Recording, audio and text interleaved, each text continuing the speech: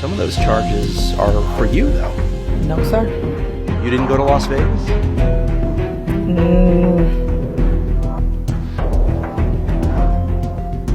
What is that? No comment. Who does this? Who lives this way so out loud? It's almost like, I dare you to ask. I dare you to ask me. And I'm just shocked that a leader would think that they could get away with this type of behavior. So, if you're Tiffany Henyard, then you've probably realized that the gig is up, and you might be spending the rest of your life in jail for crimes that are so unbelievably outrageous, they seem straight out of a Netflix special. Tiffany Henyard has spent most of her time as Dolton mayor, assembling an army of minions that will support her no matter what. Well, those minions are tired of being used as pawns in Tiffany's thirst for power. They've become whistleblowers, cooperating with the FBI to expose all the dirty, shady things Tiffany has done with her power. Embezzlement, fraud, intimidation, using taxpayer money to fund first-class trips, a personal DJ, stylist, and photographer, shopping and eating at the most exclusive spots, firing and hiring public officials at a whim. Honey, the list goes on and on. Tiffany Henyard runs Dolton like a crime boss, calling herself the super mayor and silencing anyone who dares to oppose her. But is it true that some powerful Democrats have been helping Tiffany cover up her crimes all along? And where on earth is Tiffany in all of this? Let's break it down. For nearly 2 years on allegations of corruption surrounding Henyard in her capacity as Dolton mayor and Thornton Township supervisor.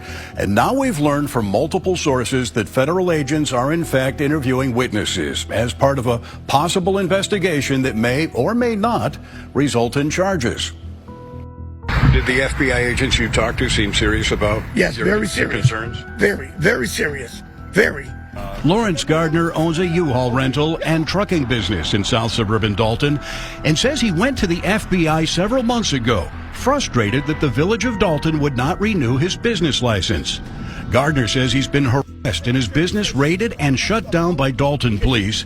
He believes because he refused to make a donation to a civic event sponsored by Dalton Mayor Tiffany Henyard. And I talked to a couple of agents and I explained them what was going on. I gave them all my paperwork to show them what was happening in court and what was happening in Dalton.